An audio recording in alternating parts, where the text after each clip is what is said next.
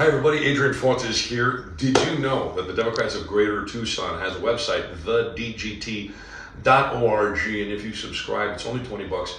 You can support this great weekly communication where folks get together. Sometimes there's candidates, sometimes folks like me pop on to help understand what's going on in the world. The Democrats of Greater Tucson, thedgt.org.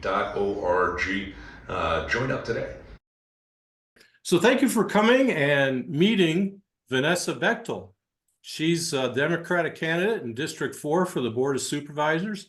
She will face off against multi-term incumbent Steve Christie in the general election this fall. Steve is a Republican. And Vanessa tells us that 28 years ago, she moved to Tucson to attend the University of Arizona, and she never left because she loves Tucson. This passion for our community is what now drives me and her to expand her 20 years of public service in the nonprofit sector and run for elected office. She's running to be the leader in District 4. She'll be passionate about our community. She has a positive outlook for the county and is willing and eager to advocate for residents. We can do a lot more to move Pima County forward with a more collaborative and engaged leader. I look forward to rolling up my sleeves and putting in the hard work on behalf of District 4. So says Vanessa. Her 20 years experience in public service includes working with not-for-profit organizations focused on land use planning, economic growth and tourism, industry, quality of place, and cultural and historic preservation. She has a collaborative work ethic and is eager to bring different perspectives to the table. Her professional experience includes working on destination stewardship at Visit Tucson, with an emphasis on sustainable economic development, place-making initiatives, strong community engagement, and strategic planning. She served 8 years as the executive director of the Santa Cruz Valley Heritage Alliance, where she worked with elected officials, community leaders, and nonprofit partners in the shared pursuit of preserving and promoting Southern Arizona's rich heritage. In that role, she also co-authored the first nomination for Tucson to be designated at a UNESCO City of Gastronomy, the first in the United States. She earned a Bachelor of Arts with honors in Latin American Studies, a Master of Science in Planning, and a certificate in Nonprofit Leadership and Management, all from the University of Arizona. She is a proud graduate of the Greater Tucson Leadership Program and the Civic and Political Leadership Academy. Let's give a warm Democrat of Tucson, Greater Tucson welcome to Vanessa Bechtol. Thank you. Thank you. I think you just cut my remarks by like 5 or 10 minutes. So well, I hope you appreciate it. You have a great resume. Thank you. I appreciate it. So thank you all for joining us today. I'm on the primary ballot for District 4, but I'm unopposed. So I appreciate you letting me talk to you before the primary election when I know it is a very crowded there are very crowded primary races. So thank you for giving me some time today to introduce myself to you. I am Vanessa Bechtol. I'm running for Pima County Board of Supervisors in District 4 to unseat Steve Christie. District 4 is the east side of Tucson. It includes Tanque Verde Valley. It includes Vail, Rita Ranch, Corona de Tucson, and down south into Green Valley. So a large portion of the district is unincorporated Pima County, which is important for a county supervisor in terms of policymaking. But in terms of voter registration numbers, more than 50% are actually within the city limits. So one of the skill sets that I look forward to bringing to this role is an understanding of regional collaboration, the importance of working with the city of Tucson, the town of Sahuarita, Marana, Oro Valley, and working on behalf of residents, whether they live within the city limits or in unincorporated Pima County. I was talking with someone the other day and they said, so what, you just woke up one day and said, thought you want to run for elected office? No, that wasn't the case. I've been thinking about this for the past few years. I think, as I'm hearing from a lot of people who live in the district, I'm just increasingly disappointed in the lack of leadership that we have from the incumbent, the lack of advocacy, the lack of willingness to work with his colleagues on the board. And I did not make this decision hastily, which is part of why it was actually March when I finally committed to it, so a little late. But it was because I put a lot of thought into this. This is definitely out of my comfort zone, but I'm running because we need better leadership. As you heard in the introduction, I believe that we need a leader who has a positive outlook for Pima County, who is passionate about our community and working in our community, and engaging with residents. And I have 20 years of public experience doing just that. And I'll tell you a little bit about that experience. But I moved to Tucson in 1996 to attend the University of Arizona. And one of the reasons I chose Tucson as home after college was this sense of place and belonging that I feel in our community. And that sense of place and belonging is a big reason of why I'm challenging Steve Christie. It's because I believe that we live in a great community, and there's so much more that we can do when we listen to residents, when we advocate for residents' needs and wants. And the sense of place for me really came down to the people and the culture and our rich history and our beautiful natural environment. And so I want to work to make sure that we continue to preserve all of that. So after I earned a master's degree in planning from the University of Arizona, I stayed in Tucson. I started working at a very small nonprofit focused on conservation planning, where we partnered with Pima County to protect wide open spaces. And I have a very strong conservation ethic. I have since I was 10 years old. I have a very clear memory of writing an essay, handwriting back then, an essay on water conservation. And this would have been, early 80s, talking about how important water conservation was, and the simple act of turning off the faucet can save, while you brush your teeth, can save water. And I won second place. And so that I remember that experience, and I've had a strong conservation ethic since that time. I would still be working for that conservation organization had I not had an opportunity to step up into a leadership role at another nonprofit. And so after a few years with the conservation organization, I was hired as executive director of the Santa Cruz Valley Heritage Alliance. The work of the Heritage Alliance is regional in scope. I learned about how to partner with different organizations, different municipalities, businesses, private landowners, with sometimes competing interests, but always looking to find the common ground and where we can work together to achieve mutual goals. And I think that's a really important skill set to bring to the Board of Supervisors, because we have to make difficult decisions, but we also have to have dialogue about how we can find common ground. And that's a skill set that's lacking with the incumbent.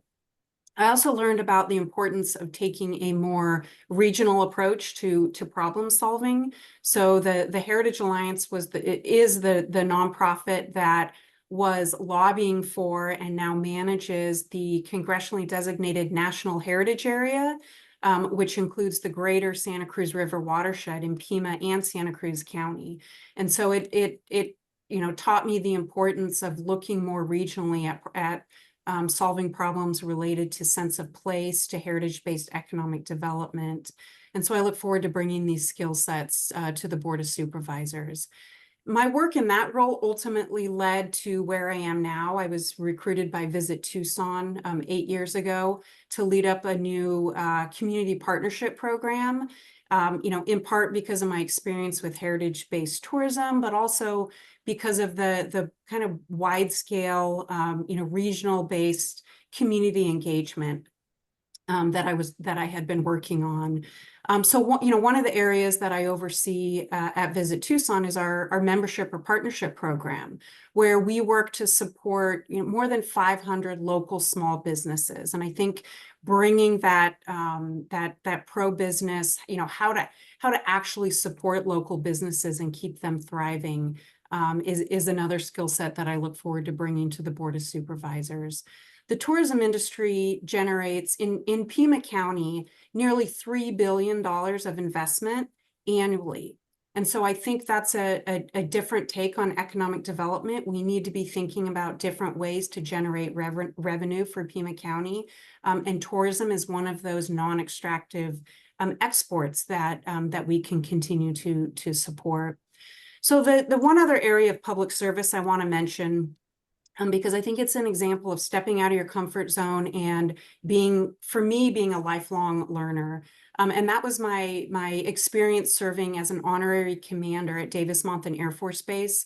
I did not grow up in a military family. I have a few friends who did, but I have very little experience with what life is like, either serving in the military or having a family member serve in the military. And so this experience as an honorary commander gave me an inside look at the day-to-day life of our airmen and women on base. And I think that was really important because it was an area that I really honestly knew nothing about, and now have you know, new respect, not just for the service members, but also their families and the sacrifices that they make. So all of these varied experiences over the past years, we had, you know, from land use planning to economic growth in the tourism industry to community engagement and this experience at Davis-Monthan. I'll bring all of these experiences and the leadership skills that I've gained through these really, I think, diverse experiences to my role on the board to work more collaboratively with the rest of the Board of Supervisors. If any of you watch our Board of Supervisors meetings, I mean, you'll agree with me that there is not a lot of collaboration from the incumbent in District 4. We can disagree on issues. I think it's great to bring different perspectives, and it's okay to disagree on issues and how we solve issues. But we have to be able to have dialogue. We have to be able to work collaboratively, not just with one another as an elected body, but also with staff. And we can't do that with a member of the board who is unwilling to have dialogue or collaborate, but can be combative and argumentative with department heads and with county staff. You know, what I'm hearing, I'm really excited to hopefully hear from some of you today what some of your most pressing issues are. But what I'm hearing from voters so far, at least in District 4, is what's kind of surfacing as the most frequently talked about issues are related to water resources, affordable housing, and workforce development. So in terms of water resources, Pima County is going through a comprehensive plan update right now. And I support a stronger water resource element in that comprehensive plan update that is integrated not just with the land development process, but also with other county policies, with the Prosperity Initiative, with priorities for economic growth, to ensure that we're planning not just water supply and water quality for our existing population and our existing growth, but also the planned growth that's taking place, in particular in District 4 on the east side, but also taking into account climate change and what we need to plan for with regards to climate change, which is happening. In terms of affordable housing, we have a lot of great tools available at the county that I commend most of my colleagues on the board for supporting them. Unfortunately, the incumbent in District 4 has consistently voted against investments in affordable housing. We have tools such as gap funding to support the development of new affordable housing, down payment assistance for low-income home buyers to get them into houses, as well as things like land use and zoning changes that don't require upfront financial investments that remove barriers from the development of new affordable housing. All of these examples, the incumbent has consistently voted against. And then the final issue I wanted to mention is workforce development. I certainly see it in the tourism industry, the need for ongoing workforce development. Collaboration with programs at Pima Community College are very important, as well as JTED, as well as the county's one-stop program. But really, if you look at the overarching, I think really initiative that's going to address a lot of the concerns that I'm hearing from voters is the Prosperity Initiative, and the 13 interrelated policies that address starting to end this generational cycle of poverty and increase individual wealth and community wealth. It is again an initiative that the incumbent voted against. It's an initiative that includes proven approaches to saving taxpayer dollars in the long run, to reducing homelessness, to reducing crime in our community. And I think we can all agree those are good things that we want to support. So despite the evidence that these are wise investments, despite the feedback from residents that these are important issues that Pima County needs to be addressing, the incumbent his voting record indicates that he does not support these types of investments or initiatives. And he's out of touch with the needs of not just District 4, but all of Pima County. I mentioned a few of the initiatives that he's voted against. It's surprising as I talk with voters how uninformed people are with his voting record, but his voting record speaks volumes. So in addition to what I've already mentioned, he's consistently voted against economic development projects brought forth by the business community, such as the Mosaic Quarter project, consistently votes against early investments in early childhood education. And what I'm hearing from Republican voters is the final straw, which is unfortunate that this is the final straw, not the rest of his voting record, but the final straw was his refusal to certify the election in 2020 and then again in 2022. And as I mentioned, we can disagree on policies, on how we should be investing money, but no elected official has the right to deny the vote, and you don't get to not certify an election because you disagree with the outcome. And so that was something for me that again really inspired me to continue looking into whether or not I should run in District 4 and ultimately help me decide to run. So I want to talk just really quickly about what voter registration numbers look like in District 4. District 4 today looks a lot like District 1 did in 2020, where Rex Scott won in a Republican-leaning district. So part of that is because of redistricting that took place in 2022. So in 2020, President Biden won very narrowly, but won the vote in District 4. So it was possible before redistricting. With redistricting in 2022, Governor Hobbs, Adrian Fontes, Chris Mays, Senator Kelly all won the vote in District 4, telling us that not only is this seat entirely winnable, but voters in District 4 are moving away from the extreme, talking points only. They're looking for a candidate who's willing to talk to voters, who's willing to engage with the community and solve problems, work together with the rest of the elected body to solve problems. And so that's exactly what I plan to do as your next county supervisor in District 4. Again, this seat is winnable, but we need to get out the vote to the 130,000 likely voters in District 4. The incumbent is well funded. He has the name recognition, and so with all of your support together, this seat is entirely winnable. It's going to take more fundraising. It's going to take more knocking on doors, but we can do it. And I hope to have all of your support, whether you live in District 4 or not. So I am happy to answer some questions, and I'd also love to hear, what are some of the issues that are important to you. Okay. Let's see. Gail Camaras has her hand up. Gail? Thank you. My question is about how you see the Board of Supervisors interacting with the Pima Association of Governments and the RTA?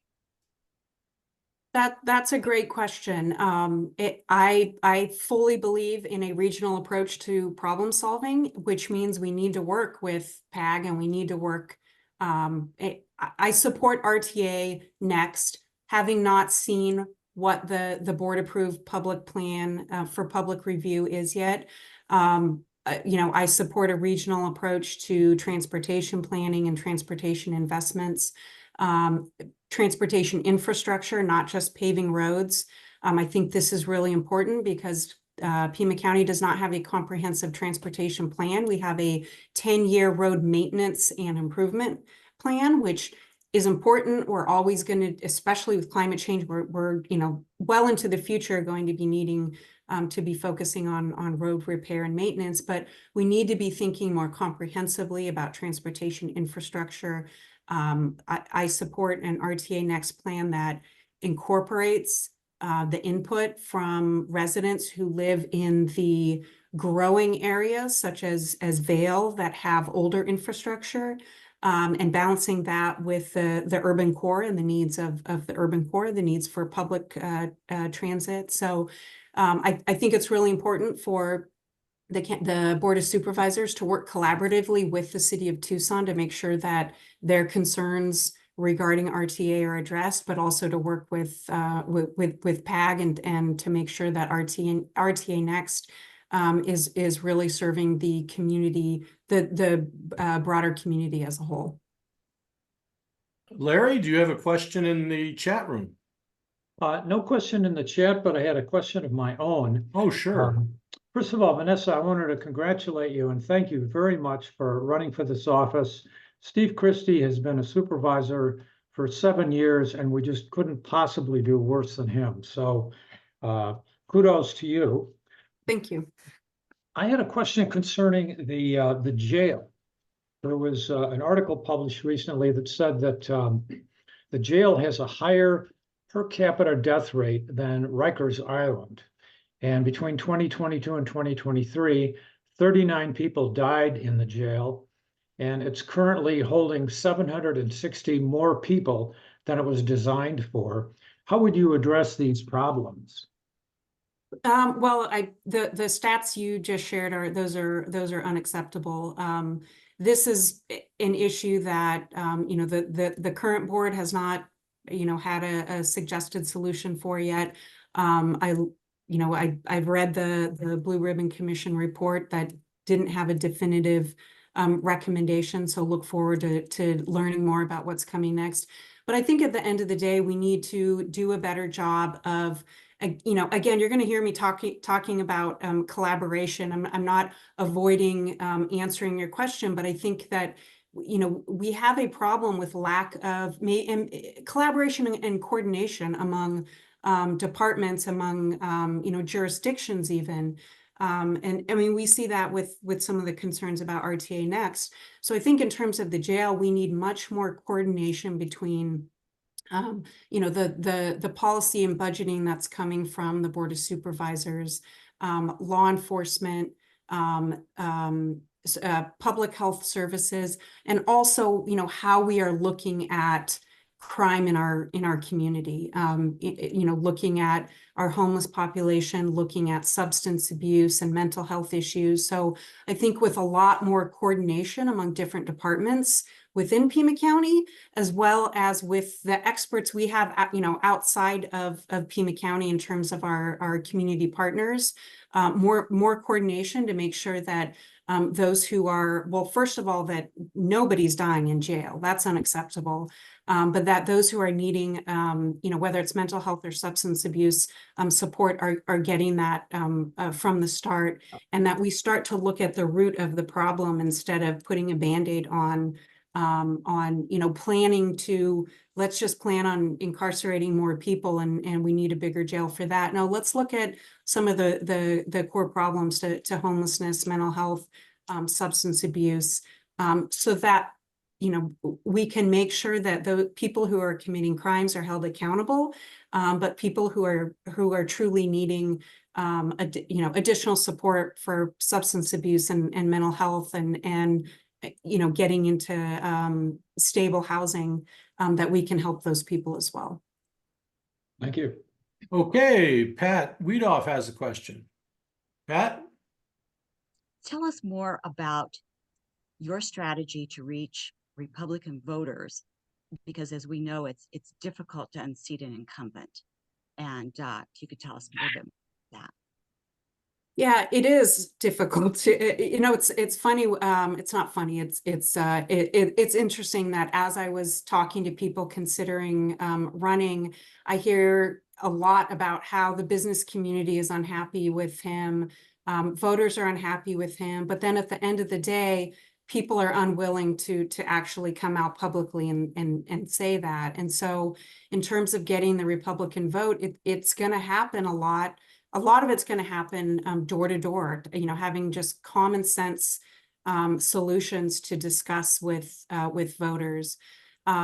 Republican women is a target for our outreach, especially with abortion access on the ballot.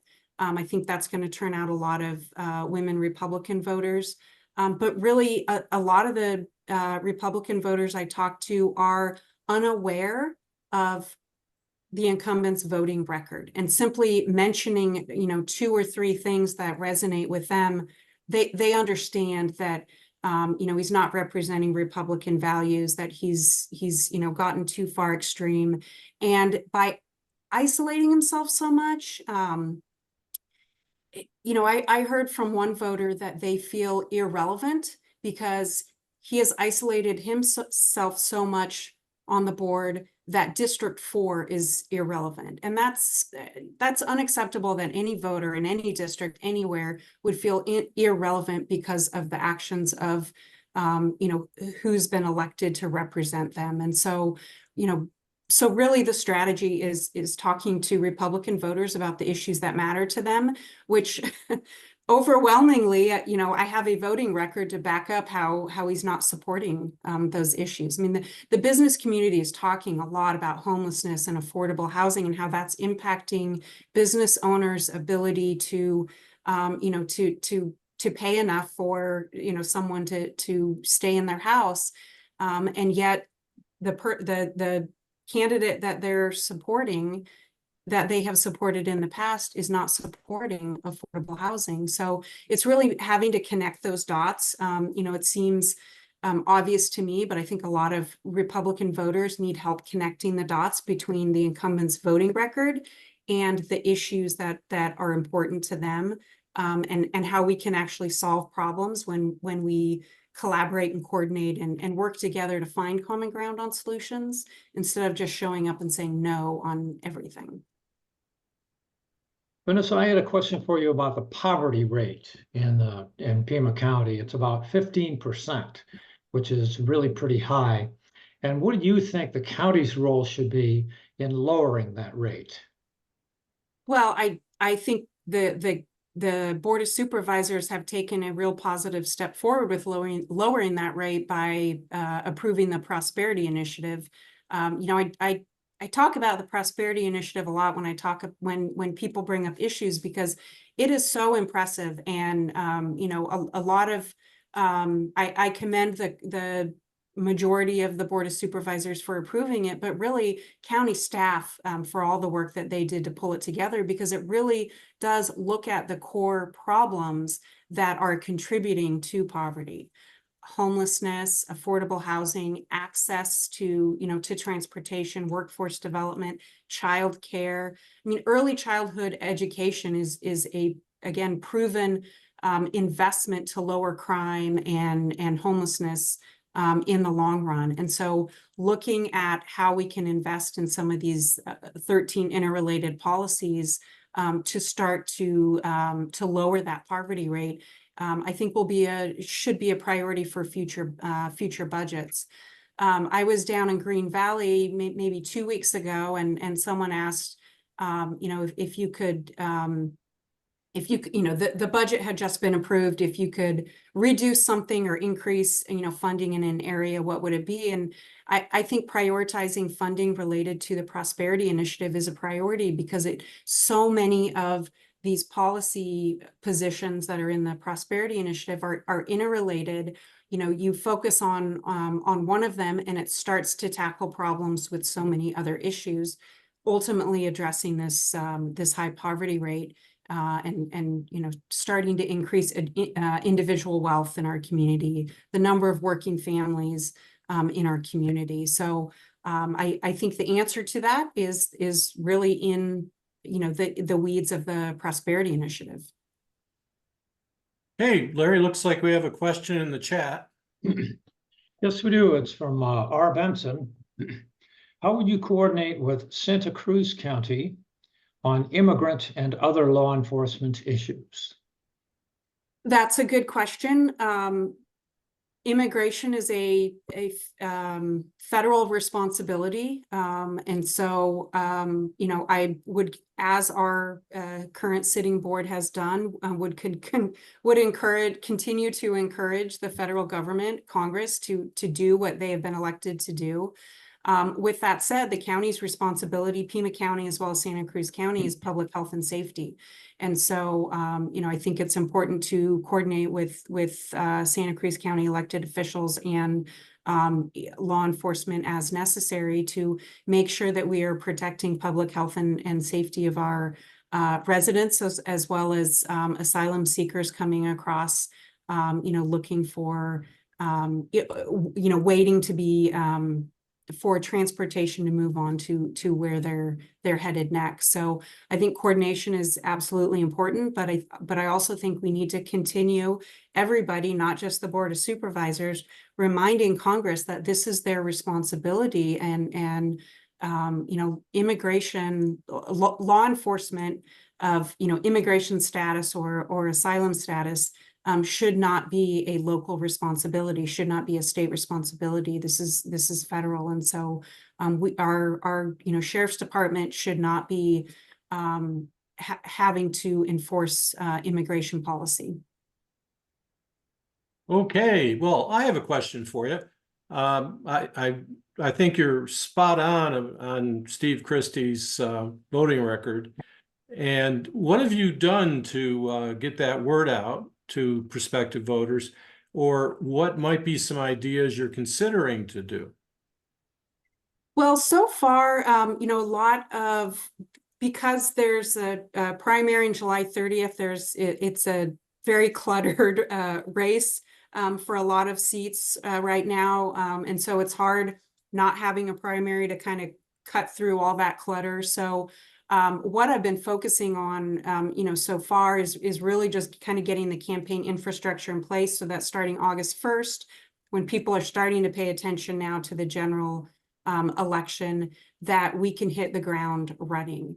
So far it's been a lot of talking with groups, such as you all, Green Valley Democrats, Tinka Verde Valley Democrats, anybody who will have me talk to their group, their homeowner association. But starting August 1st, it's really stepping up our canvassing in neighborhoods, focusing, again, I mentioned on independents and female Republican voters, and then starting with our digital communications, starting to get not just my name out there, not just my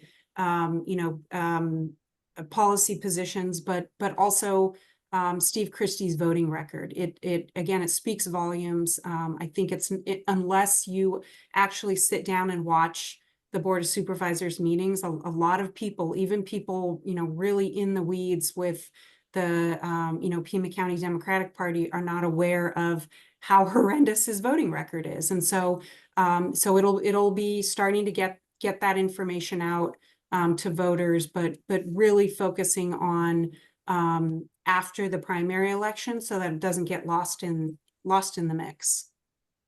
Thank you. Well, now's a good time to raise your hand electronically. Larry's having some problems with his audio, so I'm going to check the chat room. And now's a great time to jump into the chat room and ask a question. It's all clear. Having read your wonderful bio, you've had budgets to deal with, right? Whether it's not for profit or different positions you've had. So what are some of your basic budgeting, principles? Well, I think, first and foremost, what's important is that your budget aligns with your policy priorities, right? There has to be a connection there. And while, yes, the budgets that I've managed are for nonprofits, nonprofit is a tax status. It means no individual is financially profiting. It does not, it otherwise is not any different than a for-profit budget or a government budget. I will say, the smallest budget I've managed is 100,000. I don't necessarily manage Visit Tucson's budget, but I'm very involved, have been very involved in the past with our budgeting process in terms of managing our public funding contracts with the city of Tucson and Pima County. This fiscal year, Visit Tucson's budget is $13 million. Nowhere near Pima County's budget, but again, what I focus on is making sure that our expenses are aligning with the priorities, with our strategic plan, with our strategic vision. And so if we're spending, again, let's go back to the Prosperity Initiative. If we're saying it's important to start to chip away at this 15% poverty rate, then we need to be making sure that we're investing in that. If we're saying that workforce development is important, or that we become a more climate resilient community, we need to make sure that our budget is aligned with those priorities. So I think with a more collaborative board, and this is not to say that the majority of the board is not collaborative, but with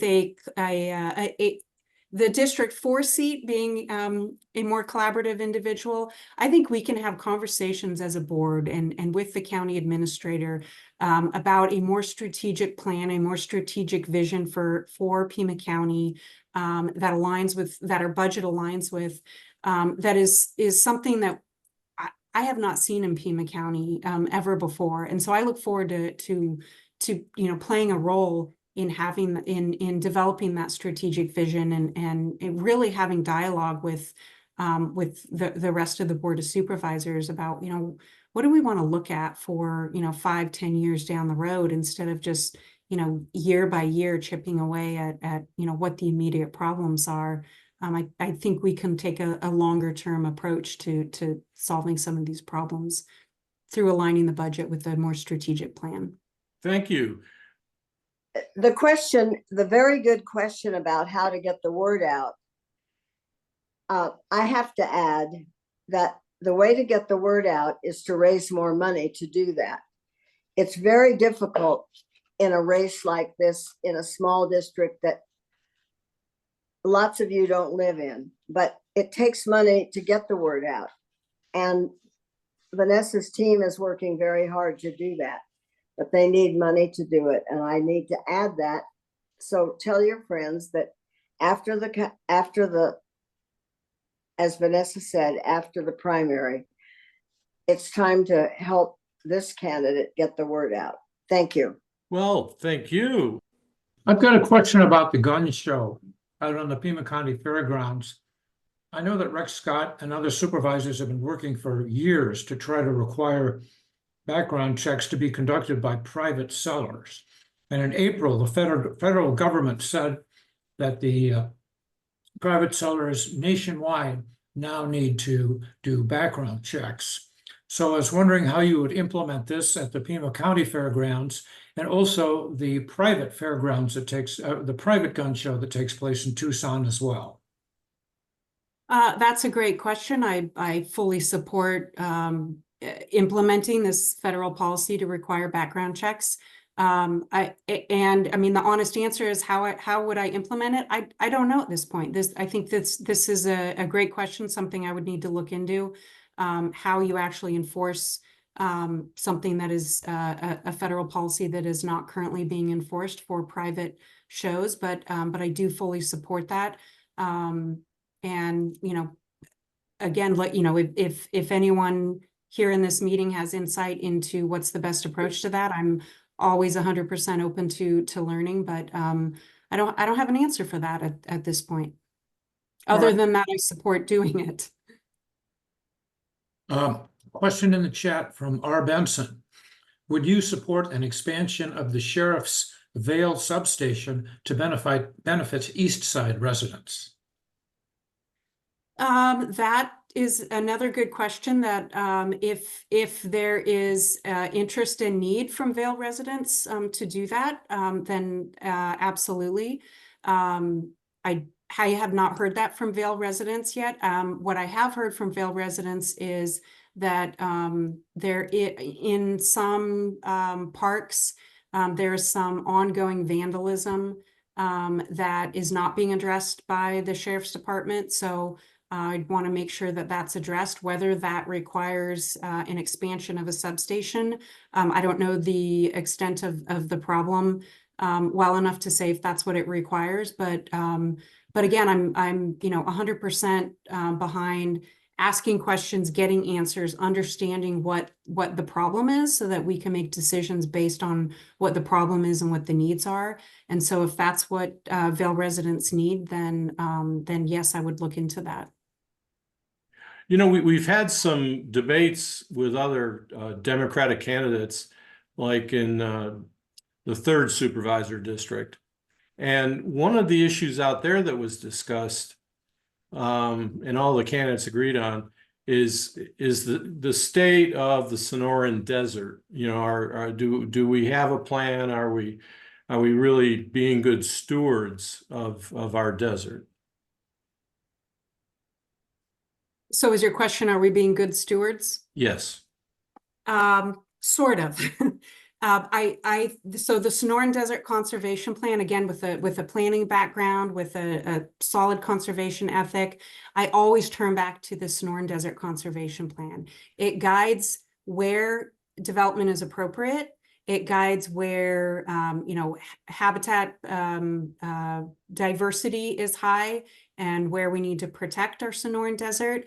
And so I think if we can continue to follow and implement and fund when necessary implementation of the Sonoran Desert Conservation Plan, we can continue to balance, planned smart growth. That's what makes it smart, is that we're following the Sonoran Desert Conservation Plan and considering what land is appropriate for development, what land is appropriate, and the best use is conservation. So again, I always fall back on the Sonoran Desert Conservation Plan. I also, in just thinking bigger picture, this is a little bit beyond just land conservation and the Sonoran Desert, but in terms of climate change. Pima County has an EPA grant for a climate priority action plan. The priority action plan is looking at shovel-ready projects that will be implemented over the next, I think it's 3 to 5 years, but simultaneously, we're working on a more comprehensive climate action plan. And so, being good stewards of the Sonoran Desert, I think is an important part of that longer term, more comprehensive climate action plan.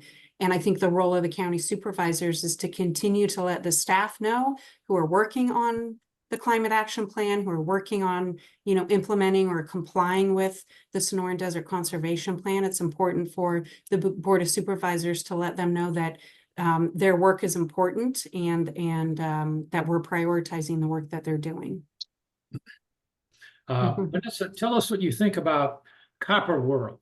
We're in a situation where, a green economy depends on minerals like copper, yet, what's happened out in Green Valley is basically they've just created massive tailing mountains and ruined the environment. What's your view on Copper World? My view is that, and that's a great follow-up question to what I just said, is that you know, I would support mining that complies with the conservation guidelines of Pima County. Copper World does not. You know, I think Pima County has outlined some, you know, serious concerns regarding water supply, water quality, air pollution, that, you know, Copper World would need to respond to and address, for us to be able to support it. And it is, you know, you bring up an interesting, I don't know, maybe paradox of, you know, we need these minerals for, you know, a lot of the green technology, and yet extracting these minerals in many cases is, you know, polluting our water and our air, and, you know, using our valuable water resources. So, yeah, it's an interesting, you know, world that we live in, where we need you know, everybody uses a cell phone, but, you know, we need mines to get the minerals to you know, to create them. So again, I would just go back to, you know, Pima County has some pretty solid conservation guidelines. You know, they're not hidden, there aren't surprises. And so we have some mining examples. I think it was the Sierrita mine and Oracle Ridge that complied with the county's conservation guidelines. And so that's what I would encourage Copper World to do. Vanessa, what a wonderful presentation and thoughtful answers to all the questions. I really second what Larry said. We are, as Democrats, you know, we're darn proud to have you as our candidate in that 4th district. And Thank you. You come back after August 1st, and you gotta let us know how we can help you. Hey everybody, it's Senator Mark Kelly. As all of you know, Arizona Democrats have had a lot of important wins over the last few years. We won 2 U.S. Senate races, and we delivered Arizona's electoral votes to President Biden and Vice President Harris. We elected Governor Katie Hobbs, Secretary of State Adrian Fontes, and Attorney General Chris Mays. Now, those elections were close, and our victories mattered. Arizona Democrats from the federal to the local level have delivered real results for our state on critical issues like combating climate change, lowering prescription drug costs, protecting the right to vote, and preventing more restrictions on abortion access. The Democrats of Greater Tucson offers the opportunity to hear from elected officials and candidates about that important work and the issues that matter to them. That information will be invaluable as Arizonans head to the polls. So this election cycle, whether you're signing up to knock doors, make phone calls, or joining the Democrats of Greater Tucson to hear from and speak to Democrats in our area, please know that your voice matters, and we need you on this team. Thank you.